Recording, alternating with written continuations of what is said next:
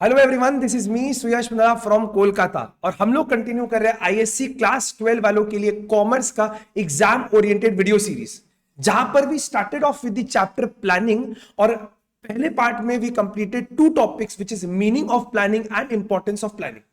अगर आपने अभी तक उस वीडियो को नहीं देखा है तो जरूर देखिएगा। वीडियो का लिंक हम डिस्क्रिप्शन आई बटन दोनों में ऐड कर देगा। हम लोग कंटिन्यू कर रहे हैं आज अपने सेकेंड पार्ट को पूरे एनर्जी के साथ और हम लोग आज स्टार्ट करेंगे टॉपिक लिमिटेशन ऑफ प्लानिंग। हमारा पहला टॉपिक होगा आज का लिमिटेशन ऑफ प्लानिंग। तो आप लोगों से रिक्वेस्ट है कंसंट्रेशन को एकदम हाई लेवल पे, चाहो तो रनिंग नोट्स आप कॉपी करो, स्क्रीनशॉट्स लो, जो भी करना है, बट ट्राई करेगा कंसंट्रेशन को एकदम अपने चरम सीमा पे रखने का। चलिए स्टार्ट करते हैं। सबसे पहले बात करते हैं सर लिमिटेशन ऑफ प्लानिंग के बारे में। देखिए, प्लानिंग के लिमिटेशन को समझने के लिए आपको एक फंडामेंटल बात को समझना पड़ेगा। सर प्लान हम लोग करते आज आने वाले भविष्य के लिए, अपने पास्ट को ध्यान में रखते हुए। तो जब भी आप किसी भविष्य के बारे में सोचोगे ना, आपको फोरकास्टिंग करना पड़ेगा। You have to gather a lot of data ताकि आप ऑल्टरनेटिव्स को फॉर्मुलेट कर सको और उनमें से जो बेस्ट ऑल्टरनेटिव है आप उस बेस्ट ऑल्टरनेटिव को सिलेक्ट कर सको। अब इन सब को करने के चक्कर में planning suffers from various limitations. हम लोग लिमिटेशन को स्टार्ट करते हैं। देखिए सर, लिमिटेशन में जितने भी पॉइंट्स हैं उनको याद रखने का एक सिंपल निमोनिक है, ही कंट्रोल्स फेसबुक। वो फेसबुक को कंट्रोल करता है, ही कंट्रोल्स फेसबुक। हम लोग सबसे पहले इस बीच वाले टर्मिनोलॉजी को पढ़ेंगे, CTRL। CTRL, इससे हमारा 4 लिमिटेशन बनेगा। सबसे पहला लिमिटेशन सर सी से स्टार्ट होता है, costly process. Sir, planning is a costly process. Planning is a very expensive process. Sir, why it's an expensive process? क्योंकि देखिए सर, सबसे पहला मनी, एनर्जी और एफर्ट। क्या बोला? कॉन्सेंट्रेट। मनी, एनर्जी, एफर्ट लगता है किन चीजों में? सर फोरकास्ट करने में, ऑप्शंस को इवेल्युएट करने में, फॉर्मुलेट करने में, alternatives. So a lot of money, time and energy is involve in what? Sir इन सबसे पहला फोरकास्टिंग, उसके बाद formulating alternate course of action and selecting the best course of action. दुनिया भर का इसमें मनी, टाइम और एनर्जी इंवॉल्व होता है। और इसीलिए हम लोग को ध्यान रखना चाहिए कि जब भी हम लोग किसी प्लान को बनाए तो प्लानिंग में जितना कॉस्ट लग रहा है उससे एटलीस्ट ज्यादा हमको प्लान से बेनिफिट मिले। आपने प्लान बनाया, प्लान में आपने बहुत मनी, एनर्जी, एफर्ट को इन्वेस्ट कर दिया, लेकिन जो प्लान बनाने से जो फायदा निकला वो अल्टीमेटली उससे कम निकला। तो ऐसा बिल्कुल भी नहीं होना चाहिए। The cost of planning should not exceed the benefit from the plan। आपने प्लान बनाया, सपोज एक कंपनी है, उसने अपने प्लानिंग करने के लिए किसी मैनेजमेंट कंसल्टेंट को हायर किया। मैनेजमेंट कंसल्टेंट को सपोज 1 करोड़ रुपए का फीस पे किया कि आप हमारे लिए प्लान बनाओ।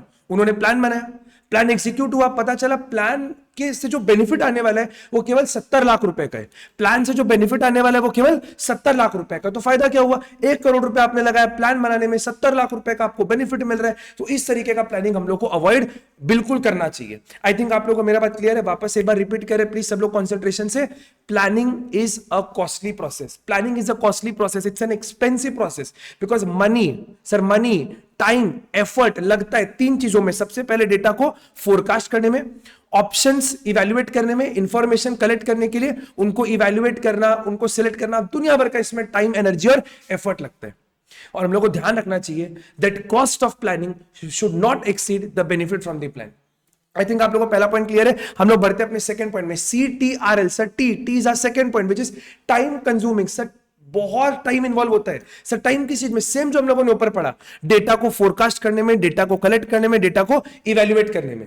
और कई बार सर टाइम इतना ज्यादा लगता है कि हमारा डिसीजन और एक्शन डिले हो जाता है।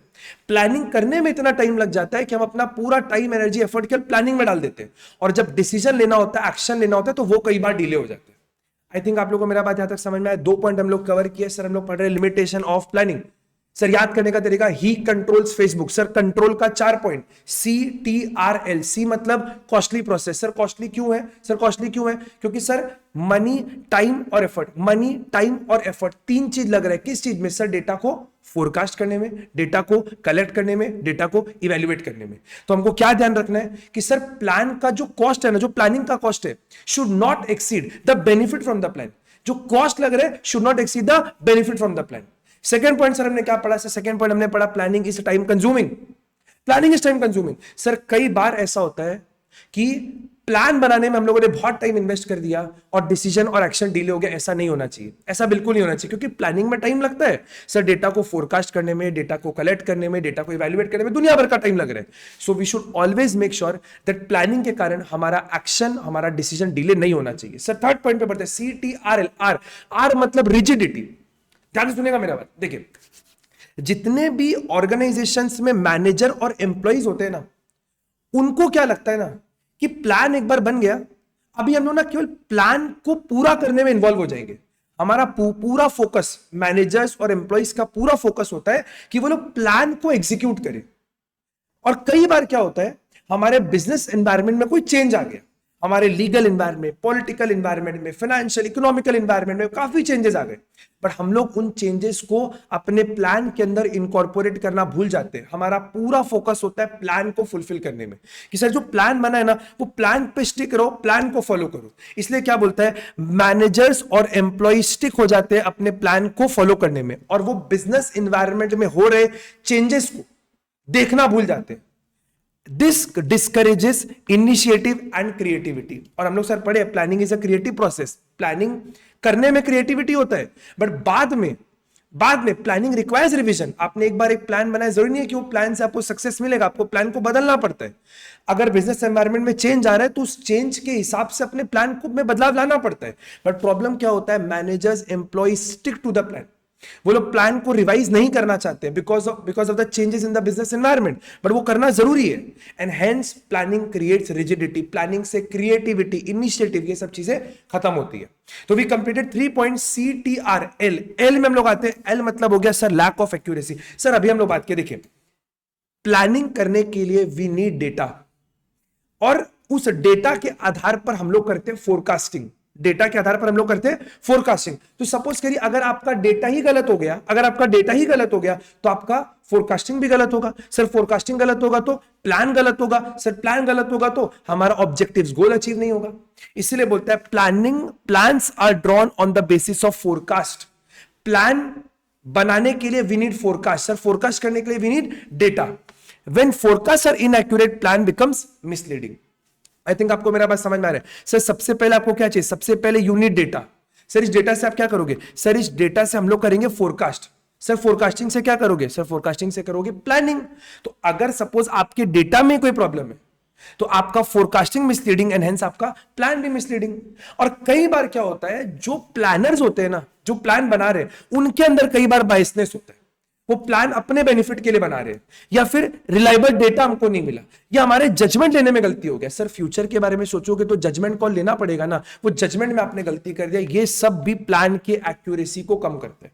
आई थिंक आपको मेरा बात समझ में, हम लोग पढ़ रहे हैं sir lack of accuracy. Sir accuracy की कमी क्यों है, क्योंकि सर सबको समझना पड़ेगा plans are drawn on the basis of forecast. और अगर आपने फोरकास्टिंग में गलती कर दिया, when forecast are inaccurate, plans become misleading. और कई बार जो प्लानर्स होते हैं ना, उनके अंदर बायसनेस आ जाता है। हमको रिलायबल डेटा नहीं मिलता है, और ये सब भी प्लान के एक्यूरेसी को कम करता है। तो आई थिंक आप लोगों को 4 पॉइंट बिल्कुल क्लियर है। प्लीज एक बार मेरे साथ साथ रिकॉल करिएगा। सर हम लोग पढ़ रहे हैं लिमिटेशन ऑफ प्लानिंग। इसका निमोनिक याद रखने का तरीका क्या है, he controls Facebook. Sir he controls Facebook. Sir CTRL। Sir C मतलब हो गया कॉस्टली प्रोसेस। सर कॉस्टली क्यों है, सर टाइम लगता है, मनी लगता है, एफर्ट लगता है। सर किन चीजों में, डेटा को फोरकास्ट करने में, बोलिए डेटा को फोरकास्ट करने में, उसके बाद ऑप्शंस को एक्सप्लोर करने में, डेटा कलेक्ट करने में बहुत सारा टाइम, एनर्जी, एफर्ट लगता है। सर टाइम कंज्यूमिंग भी फिर हो गया। इसलिए हमको क्या ध्यान रखना चाहिए कि जो आपका प्लान का कॉस्ट है should not exceed the benefit of the plan. Sir time लगाओ ठीक है, बट टाइम इतना मत लगाओ दैट आपका डिसीजन और एक्शन डिले हो जाए। सर आर मतलब रिजिडिटी। सर प्लानिंग क्रिएट्स भयंकर rigidity. Manager stick to the plan, employ stick to the plan, and they fail to understand the changes that are happening in the business environment. उनका initiative, उनके अंदर creativity कम हो जाता है। And उसके बाद CTRL, L मतलब lack of accuracy. Sir accuracy की कमी क्यों है, क्योंकि रिलायबल डेटा नहीं मिलता है। जो प्लानर्स है उनके अंदर बायसनेस आ जा रहा है। आई थिंक आप लोग को ये 4 पॉइंट एकदम क्लियर है। इस 4 पॉइंट को कवर करने के हम लोग अपने सेकंड पार्ट में चलेंगे, which is FB, he controls Facebook. Control का short form CTRL। Sir FB में चलते, देखिए क्या बोला है। सबसे पहला false sense of security. Sir false sense of security क्यों? देखिए हम लोग को कई बार क्या लगता है ना, सर एक बार ना हमने अपना प्लान बना लिया, अब सब कुछ ठीक हो जाएगा, अब तो सक्सेस गारंटी है। प्लान बनाने से सक्सेस की कोई गारंटी नहीं है। प्लान बनाने से आपके फेलियर का प्रोबेबिलिटी कम हो जाता है। Planning does not guarantee success, it just reduces the risk of failure. Plan करने से आपको सक्सेस मिल जाएगा ऐसा कहीं भी नहीं होता है। बट जिनको प्लान मिला उन्होंने क्या सोचा, सर हमने ना प्लान बनाया, फोरकास्ट किया, डेटा कलेक्ट किया, बहुत माथापच्ची किया करके हमने प्लान बनाया। अब क्या लगता है कि भैया सब कुछ, everything has been taken care of, अब कुछ सोचने की जरूरत ही नहीं है। और उनको लगता है अब तो दिन दोगुना रात चौगुना, अब तो सक्सेस हमारे कदम चूमेगी। ऐसा बिल्कुल नहीं होता है। They fail to improve the plan and confine themselves to fulfil the requirement of the plan. वही रिजिडिटी वाला चीज हो गया। उनको लगता है कि अभी प्लान बन गया ना, अभी everything has been taken care of. हमारा ऑब्जेक्टिव क्या है? केवल प्लान को फुलफिल करने में, प्लान को पूरा करते चलो और सक्सेस तो हमारे आगे खड़ी है। ऐसा बिल्कुल भी नहीं होता है। ऐसा बिल्कुल भी नहीं होता है। आपको अपने बिजनेस के एनवायरनमेंट में चेंजेस को समझना होगा, उनको एक्सप्लोर करना होगा, उनको अपने एग्जिस्टिंग प्लान के अंदर इंकॉर्पोरेट करना होगा। जी हां सर, ये आपको करना ही होगा। चलिए आगे बढ़ते हैं। नेक्स्ट पॉइंट को हम लोग डिस्कस करते हैं, विच इज साइकोलॉजिकल बैरियर। तो देखिए क्या बोलते हैं, साइकोलॉजिकल बैरियर क्या होता है ना, देखिए जब भी आपने एक प्लान बनाया, जितने भी मैनेजर्स है, जितने भी एम्प्लॉइज है, उनका कहीं ना कहीं एक सेट स्टैब्लिश प्रैक्टिस डेवलप हो चुका है, एक एटीट्यूड, एक बिलीव, एक पर्सपेक्टिव डेवलप हो चुका है इस प्लान को फॉलो करने में। अब प्लान को तो चेंज करना होता है, क्योंकि प्लान को रिवाइज आपको करना ही होगा। अगर आपके बिजनेस के एनवायरनमेंट में चेंज आया है तो आपको अपने प्लान को बदलना पड़ेगा। अब जब हम लोग अपने प्लान को बदलते हैं ना, तो ये एम्प्लॉइज, ये मैनेजर जिनका ऑलरेडी माइंडसेट बन चुका है, जिनका एक पर्टिकुलर एटीट्यूड, बिलीफ सिस्टम बन चुका है, वो रेजिस्ट करते हैं कि नहीं, हमको अब अपने सेट प्रैक्टिसेस में, सेट बिहेवियर में कोई बदलाव लेकर नहीं आने। ये रेजिस्टेंस देखने मिलता है एम्प्लॉइज और मैनेजर से। देखिए क्या बोले, managers and employ often resist established practices and behaviour. उनका एक बिहेवियर स्टैंडर्ड प्रैक्टिस बन चुका है, because they are accustom to attitude, traditions and belief. एक पर्टिकुलर ट्रेडिशन से काम करने के तरीके से वो लोग एक्कस्टम्ड हो चुके हैं, और अब उस चीज में बदलाव उनको जो है वो नहीं पसंद है। तो यहां पर हम लोगों ने 2 और लिमिटेशन कंप्लीट किया। एक बार जस्ट ब्रीफली रिकॉल, निमोनिक हमने क्या पढ़ा था, ही कंट्रोल्स CTRL एंड FB, ही कंट्रोल्स फेसबुक। सबसे पहला CTRL, C मतलब सर कॉस्टली प्रोसेस, T मतलब टाइम कंज्यूमिंग, R मतलब रिजिडिटी, L मतलब लैक ऑफ एक्यूरेसी। फिर हमने पढ़ा F और B। F का मतलब false sense of security and B का मतलब साइकोलॉजिकल बैरियर। B का मतलब साइकोलॉजिकल बैरियर। सर हम लोग आगे बढ़ते हैं, नेक्स्ट पॉइंट पे हम लोग बढ़ते हैं। 2 और टॉपिक बचा है। एक हो गया आपका ह्यूमन एलिमेंट, ही था ना पहला 2 एलिमेंट, H और E, ही मतलब ह्यूमन एलिमेंट। अब देखिए क्या होता है, कई बार ना क्या होता है, हम लोग अपने खुद के इंटरेस्ट को अपने ऑर्गेनाइजेशन के इंटरेस्ट के ऊपर रखते हैं। ये होता कब है, जब लोग प्लान बनाने बैठते हैं ना, लोग प्लान को इस तरह से बनाते हैं कि उनका इंडिविजुअल, उनका पर्सनल नीड्स पूरा हो, उनके पर्सनल गोल्स, उनके पर्सनल ऑब्जेक्टिव्स पूरे हो, और वो ऑर्गेनाइजेशन के लार्जर ऑब्जेक्टिव को कहीं ना कहीं पीछे छोड़ देते हैं। इसीलिए बोलता है पर्टिकुलर इंडिविजुअल्स एंड ग्रुप में फॉर्मुलेट, वो प्लान इस तरीके से बनाते हैं to serve their own interest, अपने खुद के इंटरेस्ट को प्रमोट करने के लिए, खुद के इंटरेस्ट को एलिवेट करने के लिए वो लोग प्लान बनाते हैं। And large interest of organisation is ignored. इसी को हम लोग बोलते हैं ह्यूमन एलिमेंट। जो लोग प्लान बनाते हैं वो लोग प्लान इस तरीके से बनाते हैं कि उनका खुद का इंडिविजुअल, उनका पर्सनल नीड सेटिस्फाई हो, और ऑर्गेनाइजेशन का लार्ज इंटरेस्ट वो लोग भूल जाते हैं। इससे एक प्रिंसिपल ऑफ मैनेजमेंट भी लिंक होता है। जब हम लोग उसको करेंगे तो हम आपको बताएगा। जस्ट अभी पॉइंट आप याद रख के रखो, इसको बोलते हैं subordination of individual interest over general interest. Management के प्रिंसिपल्स बोलते हैं कि हर इंसान को अपने खुद के इंटरेस्ट को अपने ऑर्गेनाइजेशन के इंटरेस्ट के नीचे रखना चाहिए, बट यही चीज प्लान का लिमिटेशन बनता है। उसके बाद हो गया sir last point, external limitation, क्योंकि हमने पढ़ा था ही, H और E। H मतलब ह्यूमन एलिमेंट, E मतलब एक्सटर्नल लिमिटेशन। देखिए कई बार क्या होता है, हम लोग अपने इंटरनल एनवायरनमेंट को कंट्रोल कर सकते हैं, उसके हिसाब से हम लोग प्लान बनाते हैं। लेकिन कई बार जब आपके बाहर के एनवायरनमेंट में कोई चेंज आता है तो वो आपके प्लानिंग के पूरे प्रोसेस को हिलाकर रख देता है, जिसके ऊपर आपका कोई कंट्रोल नहीं है। Management has little or no control over external events. बाहर की चीजों पे हमारा कोई कंट्रोल नहीं, और वही हमारे प्लानिंग का एक लिमिटेशन बनता है। जैसे फॉर एग्जांपल हमारे बिजनेस के एनवायरनमेंट में चेंज आना, गवर्नमेंट के किसी पॉलिसी में बदलाव आना, कोई नए एक्ट का, कोई नए लॉ का पास हो जाना, इंडस्ट्रियल अनरेस्ट, ये सब कुछ ऐसे एक्सटर्नल कॉन्स्टेंट है जो हमारे प्लानिंग के प्रोसेस में लिमिटेशन क्रिएट करते हैं। क्योंकि इन सारे चीजों पे किसी भी मैनेजर का, किसी भी प्लानर का बहुत कम या ना के बराबर कंट्रोल होता है। और यहीं पर हम लोग कंप्लीट करते हैं अपने लिमिटेशन वाले टॉपिक को, हम लोग आगे बढ़ते हैं और we are now be discussing steps in the planning. इसके पहले छोटा सा नोट आप लोग देखिएगा क्या लिखा हुआ है, planning is not a substitute for executive judgement. मतलब ऐसा नहीं है कि अगर आपने प्लान बना लिया तो अभी एग्जीक्यूटिव का जजमेंट का जरूरत नहीं है, जरूरत है। मियर planning does not guarantee success. Plan करने से कुछ नहीं होता है, आपको उसके ऊपर एक्शन लेना होता है। चलिए हम लोग बढ़ते हैं अपने नेक्स्ट टॉपिक की तरफ, which is steps in planning. तो पूरे प्लानिंग को हमने कुछ स्टेप्स में ब्रेक डाउन कर दिया है। इसका पहला स्टेप बनता है सेटिंग ऑब्जेक्टिव। तो बोलता है देखिए, प्लान को बनाने के लिए we need objective. Sir objective मतलब क्या? सर ऑब्जेक्टिव मतलब कहीं ना कहीं आपका गोल, आप कहां पहुंचना चाहते हो, दैट इज योर ऑब्जेक्टिव। अब बोलते हैं ऑब्जेक्टिव का पर्पस क्या है? तो बोलता है objective provides the rational for decision making. बिना ऑब्जेक्टिव को ध्यान में रखे हुए आप डिसीजन मेकिंग नहीं कर सकते। अब सर ऑब्जेक्टिव कैसा होना चाहिए? सर ऑब्जेक्टिव क्लियर होना चाहिए, ऑब्जेक्टिव स्पेसिफिक होना चाहिए, ऑब्जेक्टिव मेजरेबल होना चाहिए, ऑब्जेक्टिव टाइम बाउंड होना चाहिए। आपने एक ऑब्जेक्ट सेट किया, मेरे को आज पढ़ाई करना है। सर कितना पढ़ना है, क्या पढ़ना है, कब तक पढ़ना है? तो इसको हम लोग ऑब्जेक्टिव नहीं बोलते। मेरे को अपने सेल्स को 10% से इंक्रीज करना है 1 साल के अंदर अंदर। ऑब्जेक्टिव शुड बी एकदम clear, should be specific, should be measurable, should be achievable. इसी को हम लोग बोलते हैं ऑब्जेक्टिव। एक बार आपने एक मेन ऑब्जेक्टिव सेट कर दिया, अब उस मेन ऑब्जेक्टिव को आप छोटे छोटे ऑब्जेक्टिव में ब्रेक डाउन कर दो, अलग अलग डिपार्टमेंट्स के लिए, अलग अलग सेक्शंस के लिए, अलग अलग इंडिविजुअल के लिए। देखिए क्या बोलते हैं, और plans are prepared on the basis of objective. Objective are the rational, जिसके बेसिस पे आप डिसीजन लोगे। और ऑब्जेक्टिव कैसा होना चाहिए सर? क्लियर एंड स्पेसिफिक होना चाहिए, और उसको आप ब्रेक डाउन कर दो डिपार्टमेंट्स के, सेक्शंस के, इंडिविजुअल के ऑब्जेक्टिव में। एक बार आपने अपने ऑब्जेक्टिव को निर्धारित कर लिया, ऑब्जेक्टिव को सोच लिया, सेट कर लिया, अब नेक्स्ट स्टेप आपका होता है developing planning premises. Sir premises का मतलब हो गया अजम्पशन।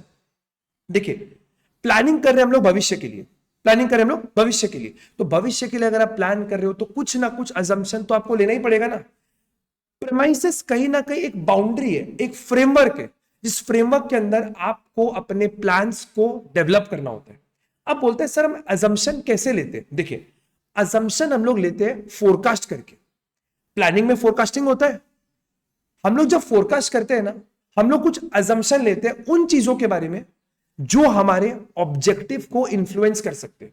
जैसे फॉर एग्जांपल हमने ऑब्जेक्टिव बनाया, हमारा ऑब्जेक्टिव था सेल्स को इंक्रीज करना 10% से 1 साल के अंदर अंदर।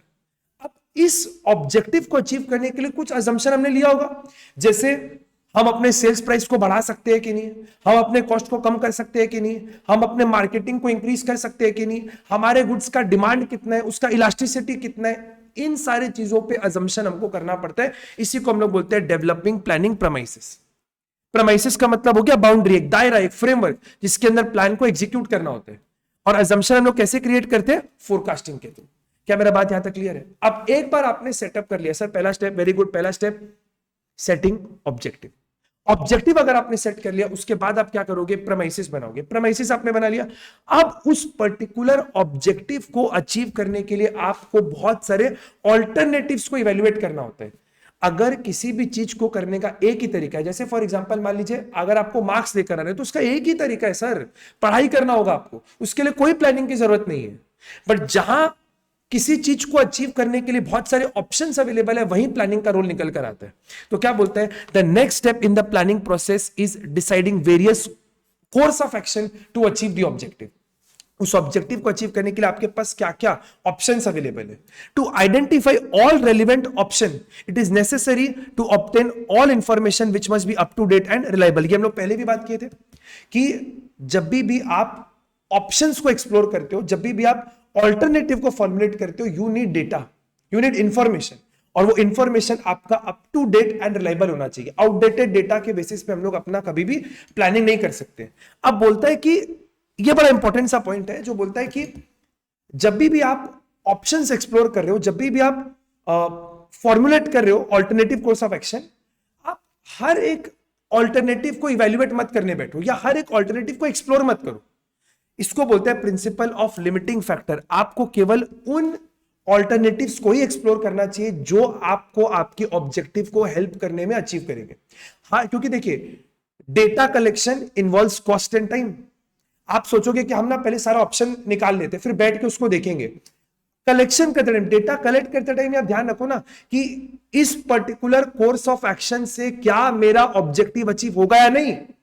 अगर नहीं होना है तो भैया उस ऑप्शन को एक्सप्लोर ही मत करो। आई थिंक आपको मेरा बात समझ में। हम लोग 3 स्टेप कवर किए सर। सबसे पहला स्टेप क्या बोलते हैं? Setting up of objective. Sir एक बार आपने अपना ऑब्जेक्टिव सेटअप कर लिया ना, अभी आपको क्या करना पड़ेगा? सर अभी आपको अपना प्रेमाइसेस डेवलप करना पड़ेगा।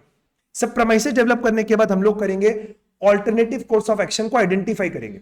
सर आइडेंटिफाई हो गया कि सेल्स को बढ़ाने के लिए हमारे पास 5 तरीके हैं, हो गया। अब आप क्या करोगे? अब आप इन सारे के सारे ऑप्शंस को इवैल्यूएट करोगे। सर इवैल्यूएट मतलब हम इनको जज करेंगे कि इन सारे ऑप्शन में सर कॉस्ट कितना लग रहा है, इनमें बेनिफिट कितना लग रहा है, रिस्क कितना है, एक्सपेक्टेड रिटर्न कितना है, क्या इनसे हमारा गोल्स अचीव होगा कि नहीं, पॉजिटिव क्या है, नेगेटिव क्या है। इन सारी चीजों को हम लोग एक्सप्लोर करेंगे। जितना भी हमने ऑप्शंस फॉर्मुलेट किया, alternative course of action formulate किया, हर एक ऑल्टरनेटिव कोर्स ऑफ एक्शन को हम लोग क्या करेंगे? इवैल्यूएट करेंगे। सर क्या इवैल्यूएट करेंगे? It should be judged in terms of what is the cost involved, what is the benefit expected, what is the risk involved, कितना रिटर्न आएगा, क्या हमारा गोल अचीव होगा कि नहीं, और फिर जो हमको बेस्ट ऑल्टरनेटिव लगता है उसको हम लोग सिलेक्ट कर लेंगे। सर सिलेक्ट हो गया हमारा ऑल्टरनेटिव कि अगर मेरे को अपने सेल्स को 10% से बढ़ाना है तो हम लोग अपने सेलिंग प्राइस को इंक्रीज करेंगे, सॉरी डिक्रीज करेंगे। ये हमारा ऑप्शन हो गया कि हम लोग अपने सेलिंग प्राइस को डिक्रीज करेंगे। ये हमने सिलेक्ट कर लिया प्लान। अब इस बड़े प्लान को अचीव करने के लिए बहुत सारा डेरिवेटिव प्लान बनाना पड़ता है, मतलब छोटे छोटे प्लान बनाने पड़ते हैं। अगर सपोज आपने अपना गोल सेट किया, आपका ऑब्जेक्टिव क्या था? मेरे को क्लास 12 में बोर्ड्स में 95% लेकर आना है। ये क्या था आपका ऑब्जेक्टिव? इसके लिए आपने क्या किया? एक प्रेमाइसिस बनाया। आप अजम्पशन बनाओगे कि मैं हर दिन 8 घंटे पढ़ूंगा, 6 घंटे पढ़ूंगा, ये आपका अजम्पशन हो गया। आपने ऑल्टरनेटिव एक्सप्लोर किया, सर इसको ऐसे भी अचीव कर सकते हैं, ऐसे भी कर सकते हैं, रात में पढ़ सकते हैं, दिन में पढ़ सकते हैं, कॉम्बिनेशन आपने सेलेक्ट किया, एक बेस्ट प्लान आपने अपने सेलेक्ट किया। अब उस बड़े प्लान को अचीव करने के लिए आपको अपना वीकली प्लान, मंथली प्लान बनाना पड़ेगा कि सर इस वीक में ना मैं पहले ये सब्जेक्ट्स को कंप्लीट करूंगा, नेक्स्ट वीक मैं डू ये सब्जेक्ट। इसी को बोलते हैं formulating derivative plan. After the basic plan has been decided, the next step is to develop detailed plan of action. यहां पे हमने खाली क्या बोला था? सर सेलिंग प्राइस को कम करना है, इसको एग्जैक्टली कैसे करना है, इसके लिए बहुत सारा डेरिवेटिव प्लान बनाते हैं। सर डेरिवेटिव प्लान ये हमारा एक नेक्स्ट, जो अपना नेक्स्ट वीडियो होगा वो इसी के ऊपर होगा, टाइप्स ऑफ प्लान के ऊपर, कि ये जो डेरिवेटिव प्लान होता है, ये डेरिवेटिव प्लान क्या होते हैं, इसी पे हमारा नेक्स्ट टॉपिक है। एक बार आपने अपने छोटा छोटा प्लान बना लिया, टुकड़ों टुकड़ों में, बड़े को अचीव करने के लिए छोटा छोटा प्लान आपने बना लिया। अब you have to secure corporation. ये सबसे इंपॉर्टेंट पॉइंट है। देखिए क्या होता है ना, प्लान बनाने वाले प्लानर्स हैं, लेकिन उनको अप्लाई करने वाले, उनको फॉलो करने वाले, उनको एग्जीक्यूट करने वाले लोग अलग है। तो इट्स वेरी इंपॉर्टेंट कि जो आपने प्लान बनाया, जो टॉप मैनेजमेंट के लोग हैं, जो मिडिल लेवल, जो मैनेजमेंट के लोग हैं, उनको प्लान को कम्युनिकेट करना पड़ेगा अपने एम्प्लॉइज को। क्योंकि देखिए सर प्लान बनाया मैंने, बट एग्जीक्यूट तो आपको करना है ना, तो I have to communicate to you what is the purpose to be done and why. Sir ये प्लान क्यों, इसका पर्पस क्या, क्या फायदा होगा। When plans are communicated to the worker, they give some useful suggestion and ideas are communicated to the worker। कभी कभी हमको उनसे सजेशन मिलता है। देखिए हम लोग ऊपर एक पॉइंट पढ़े थे, प्लीज, वेरी इंपॉर्टेंट। प्लानिंग का लिमिटेशन होता है रेजिस्टेंस टू चेंज। लोगों को बदलाव नहीं पसंद है, लोग नहीं चाहते हैं कि हम प्लान को बदले। अब अगर आपको किसी से कोई काम करवाना है, आपको किसी की आदतों को बदलना है, आप उनको क्या बताओ? अगर आपने प्लान चेंज किया ना तो आपको यह पर्टिकुलर बेनिफिट मिलेगा। आप कम्युनिकेट करो उनको इस बदलाव से। आज जैसे मान लो मेरे यहाँ पे अकाउंट्स का क्लास का टाइमिंग सुबह 10 बजे होता है सैटरडे संडे को। अगर मैं टाइम को सुबह 7 बजे कर दूं तो बच्चे रिटेलिएट करेंगे कि नहीं सर टाइम चेंज नहीं करना है, they will resist to change. But अगर मैं उनको ये बता दूं कि क्लास का टाइमिंग चेंज करने से आपको क्या फायदा होता है, if I secure their cooperation, कि 7 बजे क्लास करोगे ना, दिन भर फ्री रहोगे, इफ आई कम्युनिकेट देम, तो हो सकता है वो लोग प्लान को बहुत इजीली एक्सेप्ट कर ले, चेंज को एक्सेप्ट कर ले। इसलिए बोलता है प्लान को आपको कम्युनिकेट करना पड़ेगा अपने एम्प्लॉइज को और अपने मैनेजर को, ताकि वो लोग प्लान के इंपॉर्टेंस को समझे, क्यों करना है, कैसे करना है। वो लोग भी हो सकता है आपको सजेशन दे, आप प्लान को और इंप्रोवाइज कर सको। And last is follow up option, follow up action. Sorry, देखिए सब प्लान बना के बैठ नहीं जाना होता है, प्लान बना के बैठ नहीं जाना होता है, हमको अपने प्लान को पीरियोडिकली रिव्यू करना पड़ता है। 1 क्वार्टर के बाद, 10 दिन के बाद, 15 दिन के बाद रिव्यू करना पड़ता है। सर क्या रिव्यू करना होता है? यह देखना होता है कि हमारा प्लान हमारे ऑब्जेक्टिव को अचीव कर रहा है कि नहीं कर रहे हैं, प्लान कितने इफेक्टिवनेस से काम कर रहे हैं। और अगर कुछ भी डेविएशन दिखता है तो plan must be revised in the lights off changing facts and business environment. अगर लग रहा है सर बिजनेस के एनवायरनमेंट में चेंज आया है, या सपोज पहले जब प्लान बनाए थे ना तो कुछ फैक्ट्स नहीं पता थे, कुछ इंफॉर्मेशन नहीं पता था हमको, बट अब हमको वो इंफॉर्मेशन पता चल रहा है, तो सर क्या करना होगा? प्लान को रिवाइज करना होगा, तो करो। इसी को बोलते हैं फॉलो अप एक्शन। प्लान को बनाकर बैठ नहीं जाना है कि सर प्लान बन गया अब तो सक्सेस आना ही, ऐसा नहीं होता है। प्लान आपने बनाया, प्लान को पीरियोडिकली रिव्यू करो, और अगर जरूरत पड़े तो प्लान को रिवाइज भी करो। अगर नए फैक्ट्स पता चल रहे हैं, नई इंफॉर्मेशन निकल कर आ रहे हैं, बिजनेस के एनवायरनमेंट में चेंजेस आ रहे हैं, तो प्लान को चेंज करो। इसी को हम लोग बोलते हैं follow up action. I think आप लोगों को मेरा बात समझ में। फटाफट लास्ट टाइम एक बार, sir what are the steps in the planning process? Sir पहला स्टेप बोलता है setting up of objective. Objective sir कैसा होना चाहिए? स्मार्ट होना चाहिए। एक बार सब आपने अपना ऑब्जेक्टिव सेटअप कर लिया, अब आपको क्या करना होता है? सर आपको प्रेमाइसिस बनाना होता है। सर प्रेमाइसिस मतलब बाउंड्रीज, अजम्पशन। सर एक बार आपने अपना अजम्पशन बना लिया, बाउंड्री बना लिया, आपको क्या करना है पता चल गया। अब आप क्या करोगे? अब आप ऑल्टरनेटिव्स को फॉर्मुलेट करोगे, फॉर्मुलेट ऑल्टरनेटिव्स, कि इस प्लान को अचीव करने के लिए हमारे पास क्या क्या तरीके अवेलेबल है। फिर उन सारे प्लान्स को आप क्या करोगे? इवेल्युएट करोगे, हर एक का कॉस्ट, हर एक का बेनिफिट, ये सब चीज को आप देखोगे। उसके बाद एक बड़े प्लान को अचीव करने के लिए छोटे छोटे डेरिवेटिव प्लान बनाओगे। डेरिवेटिव प्लान के बारे में हम लोग डिटेल में पढ़ेंगे। एक बार आपने डेरिवेटिव प्लान बना लिया, very good sir, now you have to seek cooperation. जो प्लान को एग्जीक्यूट करने वाले हैं, जो आपके एम्प्लॉइज हैं, उनको प्लान बताओ, उनको समझाओ, उनसे सजेशन लो, उनसे फीडबैक लो। और प्लान एक बार से बन गया, you have to follow up. You can not just sit back idly, you have to review your plans periodically. And if there are any changes, if any material facts comes to us, अगर कोई भी नया fact हमें पता चलता है, business environment में कोई चेंज आता है, तो आप उन सारे फैक्ट को इनकॉर्पोरेट करो। So this takes care of आज का अपना सेशन। हम लोग मिलते हैं नेक्स्ट सेशन में, जहां पर हम लोग कंटिन्यू करेंगे with the topic types of plan. Video अच्छा लगा तो वीडियो को प्लीज लाइक करिएगा, शेयर करिएगा, और ट्राई करिएगा कनेक्टेड रहने का, ताकि आपका पूरा पूरा कॉमर्स का रिवीजन अच्छे से हो सके। Target is 80 on 80। So see you all in the next session. Bye bye.